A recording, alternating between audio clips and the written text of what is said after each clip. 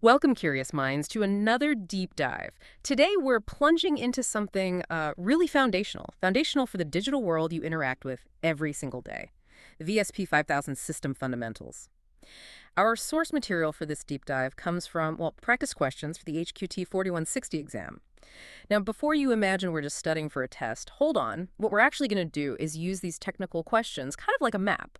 We'll unpack the core engineering insights and, reveal the why behind the what of these pretty sophisticated systems. Exactly.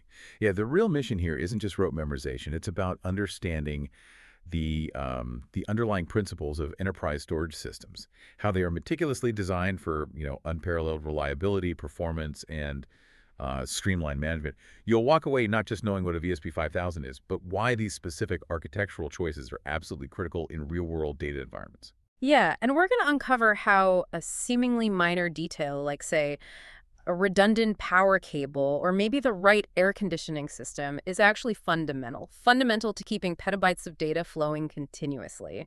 And we'll demystify what active data replication truly means for business continuity. Just for a little context, the exam itself, it's a proctored closed book format. Oh, yeah. Yeah, 35 questions, 60 minutes, need a 65% to pass, and it costs $100. But we're going far beyond just passing that test, right? We're getting to the strategic wisdom beneath it all. Absolutely. Let's dig in. Okay, let's start by mapping out the brain of these VSP 5000 systems. When we talk about a central hub for management and monitoring, what are the common challenges administrators face when they don't have that kind of centralized control? What chaos does it prevent? Well, the service processor, or SVP, is essentially the nerve center for the VSP 5000 system. It's not just a convenient interface. It really is the control tower for the entire array. It constantly collects system status, it logs events, and it gives administrators that single point of truth to diagnose maybe subtle issues before they cascade into major outages. Imagine being able to see like a flickering light in one corner of a vast data center and know exactly which system is affected, often predicting a component failure days in advance. That's the power the SVP brings. So it's about going beyond simple monitoring then. It's truly the pulse check for the entire operation. And how does that data actually find its way to the right spot on the physical hardware? That's always been a bit of a mystery for me.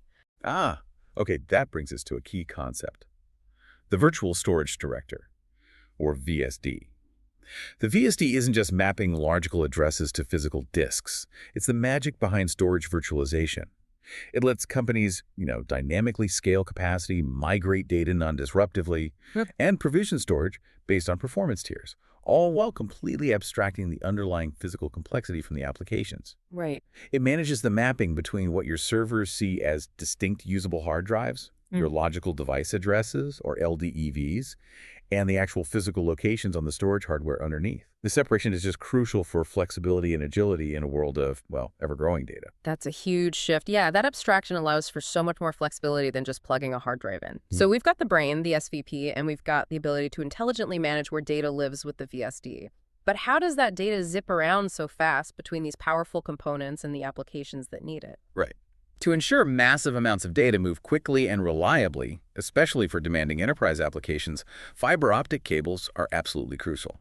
During the installation of a VSP 5000 system, these cables are used to enable extremely fast and reliable data transmission between the storage controllers and the connected hosts. Okay.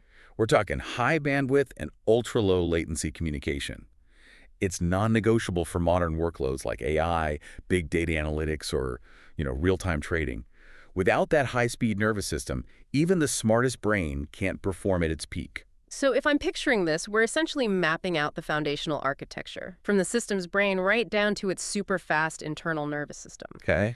But a powerful brain and a super fast nervous system are only as good as the environment they operate in, right? So how do these systems stay up and running when everything around them could potentially go wrong? Reliability is paramount for any enterprise. Yeah, absolutely. And when it comes to reliability, the design for fault tolerance is it's really ingenious. Take power supply redundancy.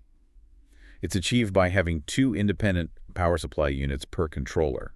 It's not just a backup, it's a fundamental design philosophy for critical infrastructure, much like, say, the multiple engines on an airplane. Okay. If one power unit fails, the other seamlessly continues to provide uninterrupted power. That ensures zero downtime, even in the face of hardware failure. Yeah. For enterprise data, Every second of downtime can mean millions in lost revenue, making this seamless failover, well, non-negotiable. It's like building critical infrastructure with multiple independent lifelines. Makes sense. But beyond the internal power, what about the actual server room environment? Is it just plug and play in any space with a power outlet? I mean, probably not. Definitely not. A critical aspect often overlooked is that you can have the best hardware, but without the right environment, it's all for nothing. I've seen data centers that look like they were trying to host a sauna convention, and you can guess how well the equipment lasted. Not long. Oh. Proper environmental controls like redundant heating, ventilation, and air conditioning, or HVAC, are absolutely critical. This isn't just about comfort, it's the life support system. It maintains optimal operating conditions and prevents overheating or catastrophic failures in the data center where the VSP 5000 is installed. It's a non-negotiable requirement verified even before installation. So it's a truly holistic approach then. The box itself and the entire ecosystem around it, that's important. And once it's up and running, how do you maintain it, say, with a firmware upgrade without causing a massive disruption? That seems tricky. It requires careful planning. When it comes to maintaining these critical systems, like performing microcode or firmware upgrades, it is absolutely crucial to verify that the new version is compatible with the system. And, equally important, to back up the current configuration before you start. Right. This safeguards your critical information, prevents data loss or system issues during the upgrade process itself. It really is a measure twice, cut once approach for the digital world. That makes perfect sense for preventing catastrophe. But, for systems that are meant to be always on, is there ever a tension between that caution and the need for rapid upgrades? Especially with, security patches. Oh, there absolutely can be, which is precisely why the meticulous planning is so vital. And when you're physically replacing components, like a failed front-end interface board, it's not simply about swapping parts out. Performing such maintenance must be done under a controlled service mode. Okay, service mode. Yeah. This ensures you can safely remove and install parts without affecting ongoing system operations or, crucially, causing data corruption. It's all about precision and minimizing risk, even during physical intervention. So deliberate, careful steps are absolutely key to keeping the system healthy and the data flowing without a single hiccup. Got it. Now let's talk about some of the more advanced capabilities of these systems. What if you want to extend its power or maybe protect your data in new, highly sophisticated ways? Well, the clever engineering behind features like Hitachi Global Active Device, or GAD, is truly remarkable. GAD provides active data replication across geographies for extreme resilience. Active, okay. It allows organizations to have 2 copies of their data, simultaneously active and synchronized, in different locations. Could be different buildings, different cities. This means if one data center goes offline, disaster strikes, power outage, whatever applications automatically fail over to the other site with 0 data loss and near 0 downtime. Wow, 0 data loss. Yeah. This is a premium capability, mind you, for those who need absolute enterprise-grade disaster recovery and business continuity. And it requires an additional software license to activate. So not everything is out of the box. Then some serious power comes with an extra key, almost like an advanced security clearance, huh? You could think of it that way, yeah. Speaking of security, what about data encryption? How is that handled without, crippling performance? Because encryption can be heavy. That's a great point. To secure your data without impacting performance, encryption in VSP 5000 systems isn't just a software toggle you flip on. It requires a dedicated encryption module. Hardware. Exactly. These are specialized hardware modules designed specifically to securely handle cryptographic operations at wire speed.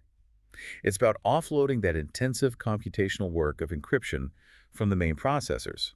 This ensures that your data is encrypted, whether it's at rest or in flight, without becoming a bottleneck for your applications. That's a crucial detail hardware acceleration for security. It makes perfect sense for high-performance needs.